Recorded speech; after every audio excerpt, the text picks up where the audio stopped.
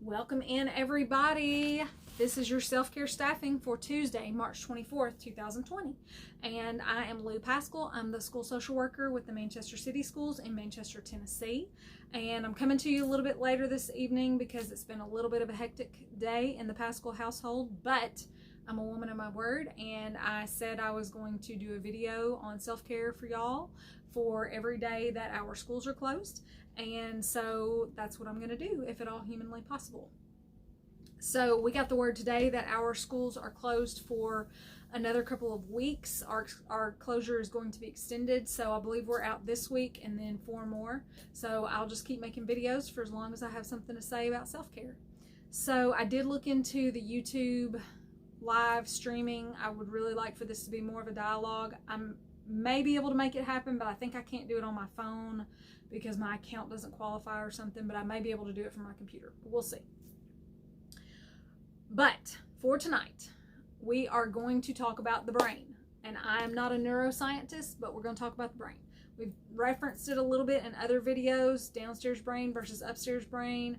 We can also refer to that as the lizard or reptilian brain in terms of the downstairs brain, and then the upstairs brain is your mammalian brain. So this is a really exciting time to be alive because technological advances like the functional MRIs are helping us to learn so much more about the brain. And so let's talk about that. Let's talk about the brain. So I'm going to talk about a few parts of the brain. The first part is the midbrain, and that's where the emotions are created and stored. The second part is the brain stem, and that's really what we refer to as the downstairs brain. That's the emotional brain, what we would call the emotional brain. And the downstairs brain controls breathing, controls those automatic reactions in your body, controls the fight, flight, or freeze response. And it reacts instantly. So in your downstairs brain, emotions become too strong and you can't solve problems in peaceful ways. There's no time to think because you are just handling it. You don't have time to have a lot of thought about it. You're just taking care of business. And then the next part is your cerebral cortex, and that is what we would refer to as your upstairs brain or your thinking brain. And it helps us to think logically, to act with kindness, and to think about how others might be feeling, and that's where we do our problem solving. So I got the quote of the day, and I'm going to read it to you a couple of times because it's long. So the quote is, "I also learned that when emotion is high, intelligence is low. Conversely, when emotion is low, intelligence is high. When I'm emotional, I might say something which would hit the other's emotions and bring down his intelligence." So here we go again. "I also learned that when emotion is high, intelligence is low. Conversely, when emotion is low, intelligence is high. When I'm emotional, I might say something which would hit the other's emotions and bring down his intelligence." And that is Gabby Sprake is the author. And the book, this is a long title of a book, but the book is called I Did Not Sign Up for This, The Ups and Downs of Supporting an Entrepreneur. So if you want to look that up and read that, her first name is Gabby, G-A-B-I, and last name is Sprake, S-P-R-A-K-E. And so, you know, this is a little bit of a black and white kind of dualistic way of thinking. It's either one or the other, and I don't think that's 100% true. I'm just trying to communicate an idea to you that sometimes we might be so in our downstairs brain and so focused on emotion that we're not able to have the extent of thought that we need to. Or sometimes when we're in our intelligent brain, in our upstairs brain, we might have a little less emotion, okay? And this is not a man or a woman thing, as in women are emotional and men are rational. Men can be very emotional, women can be very rational. This is more about the downstairs brain where emotion dominates, and the upstairs brain where we can find it more likely to be peaceful problem solvers. So let's talk about some brain chemicals. We've got our hormones from our endocrine system, and our adrenal glands are the ones that secrete adrenaline and cortisol. And these can do kind of similar things. So adrenaline triggers the fight or flight or freeze response, and it also increases your heart rate, blood pressure, and blood sugar. Cortisol is the stress hormone, and it manages how your body uses carbohydrates, fats, and proteins. It keeps inflammation down. It controls the wake-sleep cycle. it regulates your blood pressure, and it increases your blood sugar, and it can boost energy for handling stress and then restoring balance once the stressful stimulus passes.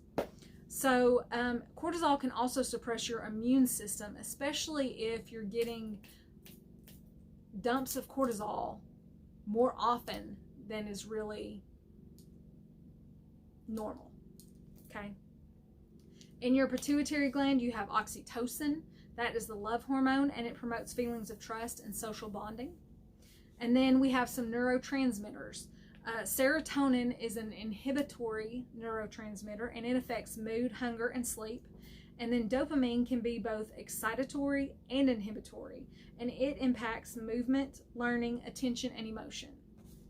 So, especially teachers, and I know we've thought about this a lot, when our students are in that downstairs brain and there's a lot of cortisol, or they've had an adrenaline dump, they are really not in the right moment for that upstairs intellectual thinking, problem solving, learning kind of moment. Okay, so that's why we want to help them move from the downstairs brain to the upstairs brain, or if they're in their downstairs brain, to disrupt that stress response and help them get to a place where they can try to think of options that are beneficial to them as responses to a situation. Okay, so physical manifestations of being in the downstairs brain. How does your body feel when you're in your downstairs brain?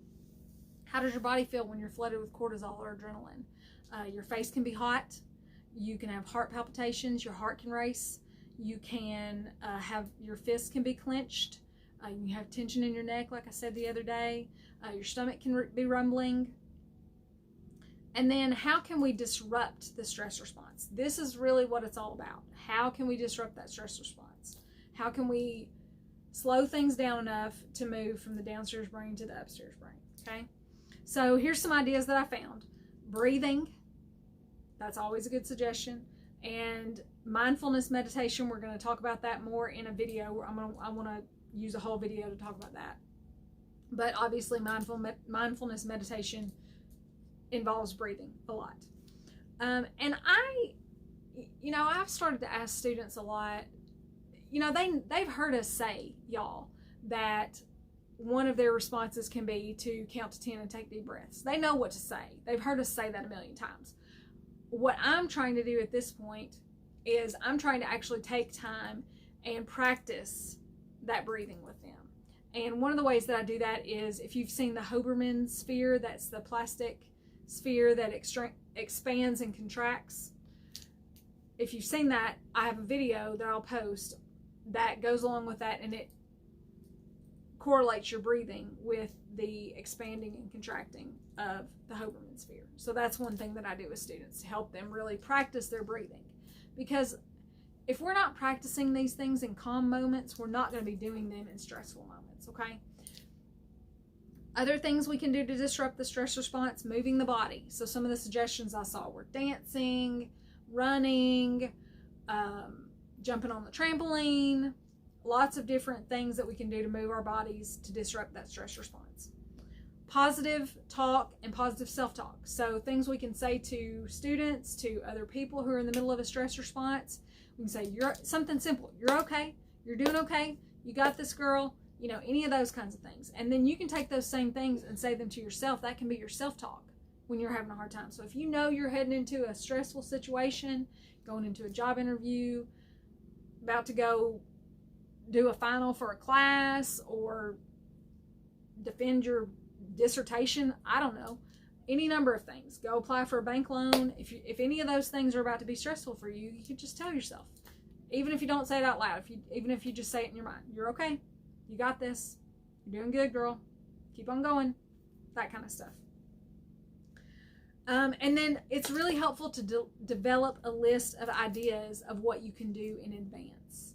Okay, so that's the self-care check-in question for today, is what could be on your list of how you could disrupt your stress response in a beneficial way. So I'm going to tell you what I do sometimes. Sometimes I just say out loud, when I'm in a stressful moment, I'll just say deep cleansing breaths.